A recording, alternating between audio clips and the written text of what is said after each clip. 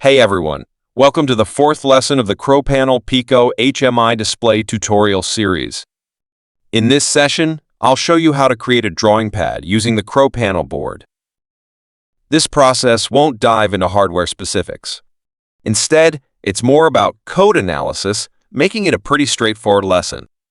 But the drawing pad you'll end up with is loads of fun. So, let's get started by following my steps. I'll use the 2.4-inch board for demonstration, so let's open up the code for the 2.4-inch display first.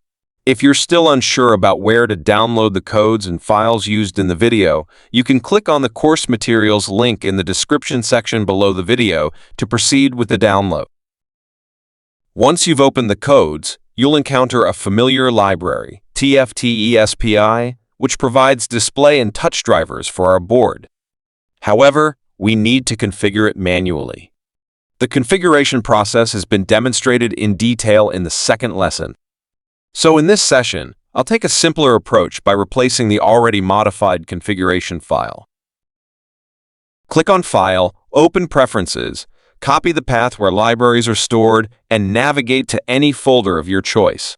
Arduino IDE stores all installed libraries here. You need to locate the TFT-ESPI library, open it, and find the configuration file named user setup H.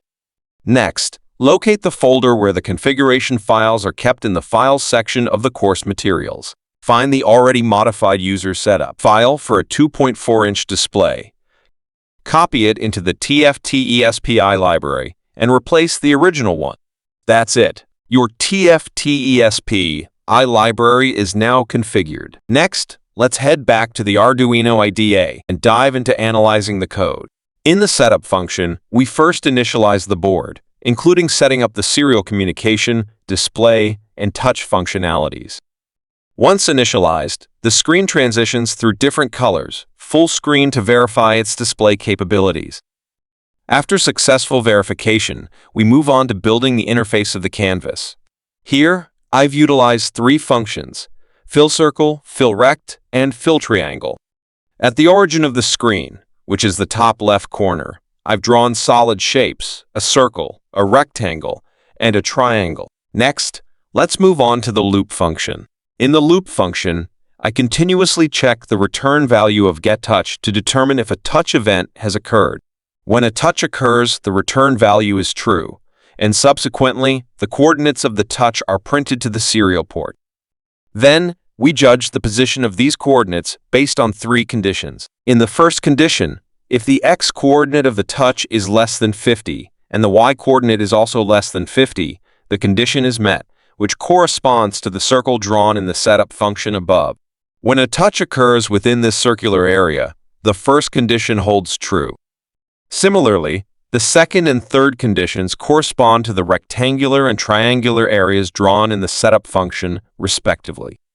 Furthermore, when a touch occurs within any of these shapes areas, it changes the value of the variable mode.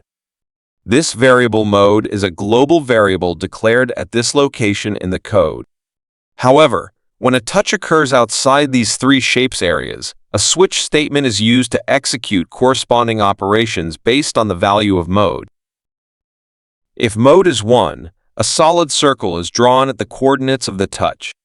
If mode is 2, a solid rectangle is drawn. And if mode is 3, a solid triangle is drawn. The functions for drawing circles and rectangles are relatively straightforward, requiring only the coordinates of the touch. For triangles, the coordinates of all 3 points need to be specified. Additionally, in the last parameter of these functions, you can set the color of the shape according to your preference. Alright, the code analysis is done here, and I believe you can already picture how it would look like running on the board. Now, let me upload the code to the board and see if it matches your imagination. First, click on Tools, then in Board. Find and select Raspberry Pico. This applies to 2.4, 2.8, and 3.5 displays before compiling.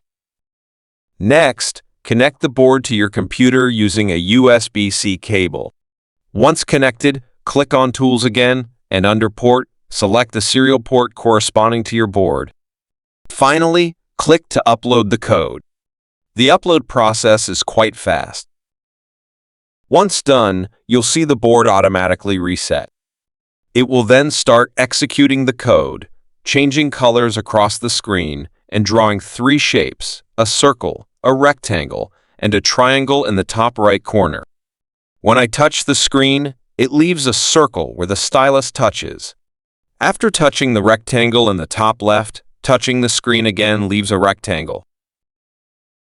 Similarly, touching the triangle in the top left, and then the screen will draw triangles. Isn't it fascinating? However, there's one drawback. I can't instantly know which shape brush I'm using. So, I need to add some functionality to indicate the current brush shape whenever I touch one of the three shapes in the top left. Of course, I'll demonstrate the next steps on a 4.3 display. The codes for these two boards are quite similar, and I'm sure you'll understand without much trouble. Opening the code for the 4.3 display, the most noticeable difference in the header section compared to the other three sizes is the use of the display driver provided by the Pico library, while the touch driver is provided by Touch. Add down below. I'll skip over the details of how to configure the display and touch drivers, but if you're unclear about that, you can first go through the content of the second lesson. Moving on to the setup and loop functions, you'll notice that the initialization and other code in the setup function are similar to what we saw earlier for the 2.4 display. But if you look closely, you'll notice that the last parameter of these functions is always a 2-byte hexadecimal number. That's right, the Pico library doesn't have macro definitions for colors. So we need to manually input the hexadecimal numbers related to colors. But how do we determine what color corresponds to a particular hexadecimal number? Great question. The functions here, as well as our board, use RGB 565 encoding. RGB stands for red, green, and blue, respectively, and the 565 tells us that the encoding uses a total of 16 bits, with the top 5 bits representing the intensity of red, the middle 6 bits representing the intensity of green, and the lower 5 bits representing the intensity of blue. If I need red now, I need to set all the 5 binary digits corresponding to red to 1, and the rest of the colors I don't need, so they are all 0s, resulting in Fate 100. If I need green, I need to set all the 6 binary digits corresponding to green to 1, and the rest of the colors I don't need, so they are all 0s, resulting in 70. Do you understand? What if I need yellow? There are no bits directly corresponding to yellow here, but we know that yellow can be obtained by mixing red and green. Then, we just need to set the bits corresponding to red and green to 1, resulting in F0. Next up, let's talk about the 3 graphics in the top left corner. I'll also open the code for the 2.4-inch display and place it beside so we can clearly see the comparison. Indeed, only the color parameters are different, while everything else is basically the same. This is enough to show that the usage of these two display libraries is similar. Moving on to the loop function, in the 4.3-inch code, we use the return value of the touch function to determine if a touch has occurred. You can find this function in the touch h file. Now, looking at the touch detection part, unlike the 2.4-inch version, when the condition is met, apart from changing the value of the variable mode, I've added extra code to make the 3 graphics in the top left corner function like buttons. These buttons indicate the shape of the brush I'm currently using. When the circular icon is pressed, it turns red, while the other 2 shapes remain blue. Similarly, when the rectangular icon is pressed, it turns red and the other 2 shapes turn blue.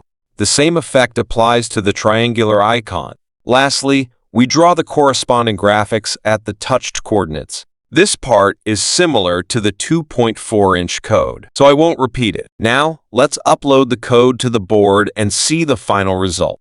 Click on Tools, select Elecrow CrowPanel RP2040 DVI from the board's list, and then connect the board to your computer using a USB-C cable. Once connected, click on Tools again and find the corresponding serial port number for your board in the port section. Finally, click to upload the code. After the code is uploaded, the board will automatically reset, and you'll see an effect similar to what we just demonstrated on the 2.4-inch display, but with a twist. When you touch an icon in the top left corner, it turns red, making it easy to distinguish which brush shape you're currently using. Isn't that fun? If you want to make this drawing board even more interesting, you can add a toolbar for selecting colors. Alright, that's all for this lesson. If you find this video helpful, please don't forget to like and subscribe to my channel. Thanks for watching. See you next time.